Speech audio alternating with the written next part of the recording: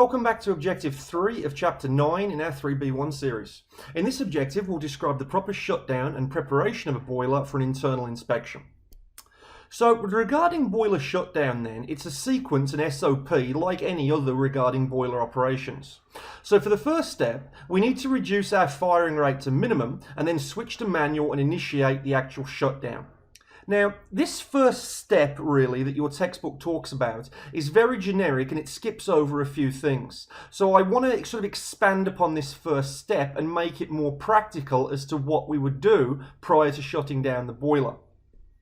Now, here is my expansion of this first step. So before we shut the boiler down and before we reduce to minimum fire, we're going to need to operate the soot blowers. Now, of course, we're only going to operate these if we have them on the boiler. So we're assuming, again, of course, it's going to be a pulverized coal-fired boiler operating in a typical thermal power plant. However, we also see soot blowers on things like biomass and refuse boilers as well. So, operate soot blowers. Second, close the CBD. The continuous blowdown line needs to be closed if we're shutting down the boiler, otherwise we're going to keep draining water out of the boiler through the CBD. 3. Perform an IBD. Before shutting the boiler down, give it a nice good blowdown to remove any sludge and sediment off the bottom of the headers and the drum. Now we can reduce to minimum fire and we can walk it down slowly. Do not press the stop button on our Synovus Lab boilers, for example, when it's on anything other than minimum fire. Walk it down to minimum, then we can press shutdown. As the boiler is now shutting down, we can now go ahead and start to shut off our chemical pumps as well. Otherwise, it'll throw off the water chemistry in our boiler if the boiler's shut down and we're still shoving chemical in there. So that's the basic sequence of a shutdown of a boiler that we would do on basically any boiler. And we can amend this list as required, like for example, either performing or not performing step 1. So back to that general procedure again then. After the boiler is now shut down, we can go ahead and close our NRV. So in other words, we can take it out of the header, close the header valve, and then open the drain valve in between them. Third, we can go ahead and isolate our fuel train. Fourth, isolate our fans, our feed water pump, as well as the feed water valve, basically locking all of that out or isolating it. As the boiler is cooling, we can go ahead and reopen the vent at 170 kPa to prevent a boiler drum implosion, because basically all that steam in the drum is going to condense eventually. And then as it condenses, it will suck a vacuum inside of the drum. If we don't allow the drum to vent, we can implode the drum. So always open these vents and be clear with your boiler whether it's an automatic or a manual vent. If it's a manual vent, you must do this as an operator. Next, we can drain the boiler and then isolate and open it. Now, with regarding draining the boiler, wait until the boiler is cooled before we drain it. If you drain the boiler when the water inside it is very hot and you haven't performed an IBD, for example, then the sludge and sediment on the base of the boiler can now bake on to the heating surfaces and form like a sludge-type scale. Well, that needs to be avoided. So this is why we drain the boiler when cool and also why we perform the IBD before we shut down the boiler. Okay, so now the boiler is shut down and drained, we can now open it up and we can commence with regards to the boiler cleaning. Now, the cleaning method is going to depend upon a few things. First, what is the quality of the feed water that we're doing or using? Second, what's the operating schedule of the boiler? Third, our choice of fuel, and fourth, our operating conditions. Now, there are different ways in which we can clean, and we can also clean at different frequencies.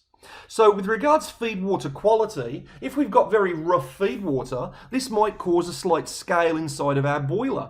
Well, that's going to depend upon how often we have to remove it. Secondly, operating schedule. In other words, how many hours per year is your boiler operating for? Third, the fuel choice. Things like blowing or burning of pulverized coal or refuse or biomass, things like that, they're going to require fireside cleanings more frequently than if our boiler, for example, was burning simply natural gas with virtually no sulfur. And then finally, our operating conditions, that's regards to its operating pressure, its temperature, its firing rates, its steaming demand, etc. So all of that is going to depend upon how often we clean and also how we clean. Now, with regards to fireside cleaning, we're basically just going to clean the furnace and the hot gas passes of our boiler. So we're going to be removing things like dust and soot, also things like clinkers, which is basically melted and fused coal that sticks to the side of our water walls. That was going to be needed to be removed. And we can wash this stuff out with a high pressure hose, and we can also drain that then from the bottom of the furnace. Now, be careful here. If you wash out a coal-fired furnace, for example, when the water meets the coal ash, it can form basically an acidic solution, because the sulfur in the coal, when mixed with water, forms sulfurous acid, and then when this mixes with more oxygen, we can form sulfuric acid. So this needs to be avoided, otherwise we'll induce corrosion. So when we wash these things out, it needs to be nice and alkaline. And we can typically do that, of course, by injecting caustic or sodium hydroxide into our solution of water from, say, a tank. Once it's all then been washed and cleaned out, the fireside can now be ready to be inspected. Next is our waterside cleaning. The waterside, it'll be washed out with high pressure hoses. However, we'll only wash it out with a high pressure hose after the boiler inspector has looked at it. And this is because when we wash out with high pressure hoses, we can remove things like sludge, sediment and bits of scale.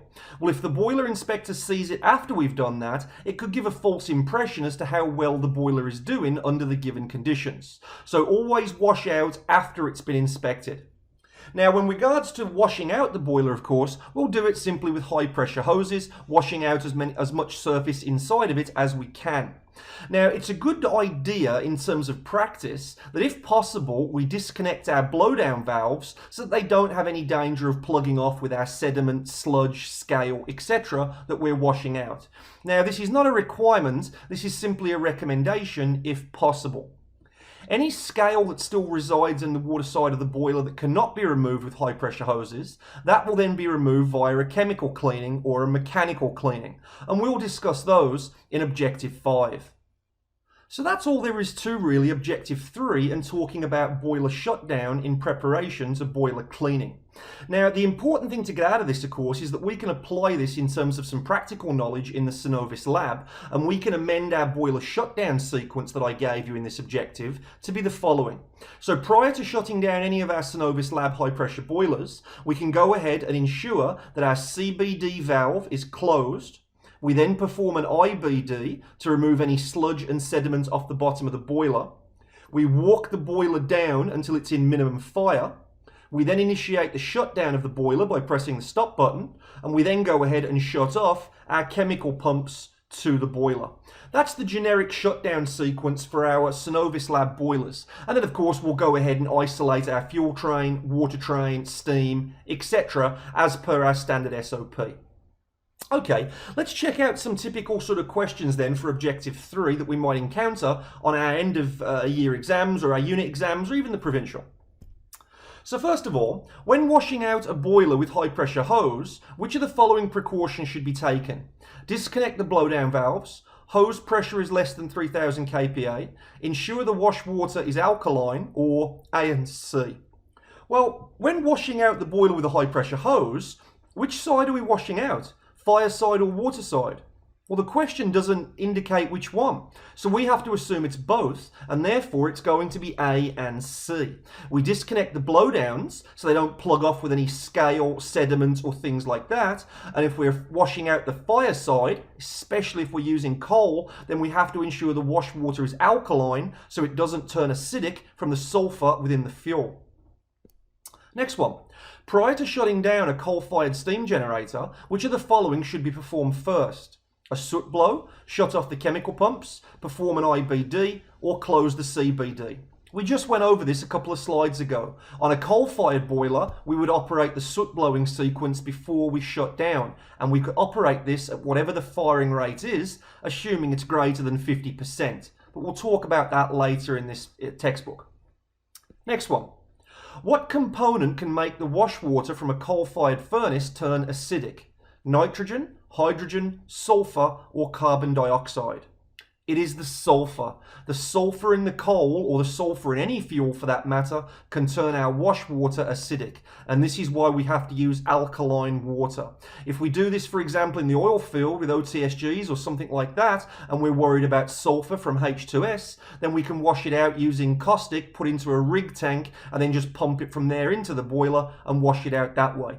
And that's a common way you'll see that done at turnarounds, especially when using OTSGs and using casing gas or H2S as a blended fuel source. Next one. With regards to the firing rate, when should a boiler be shut down? At high fire, at whatever firing the boiler is at the time of shutdown, at minimum fire, or at 50%? The answer to this one, well and truly, is always at minimum fire. I have seen students in the Synovis lab, when it comes time to shut down and they're in such a rush to get out of the lab, they just mash the stop button even if the boiler is at high fire. Do not do that, please. You walk the boiler down nice and gradually on the combustion controller until it's in minimum low fire, and then you stop the boiler. Please don't let me catch you doing that in the lab. It is bad practice and it's hard on the equipment. Next one. The water side of a boiler should be washed before the boiler inspector has inspected it. Is that true or is that false? That is absolutely false. The boiler inspector should inspect it before you wash it. And this is because it might give a false impression of how well the boiler is performing if you remove layers of scale, for example, sludge, sediment, and any other depositions. So they always want to see it before you wash it out, unless, of course, you're told otherwise by the inspector. So that draws to a close Objective 3. Give it a nice quick review and try and apply it contextually in the Synovis lab to put it into practice, and then it will really drill it into your head and reinforce this knowledge from the textbook. When you're ready, come back and see me for Objective 4 and we'll talk about water side and furnace side inspections of a boiler that we just prepped for in that last objective. So, take care, see you back soon.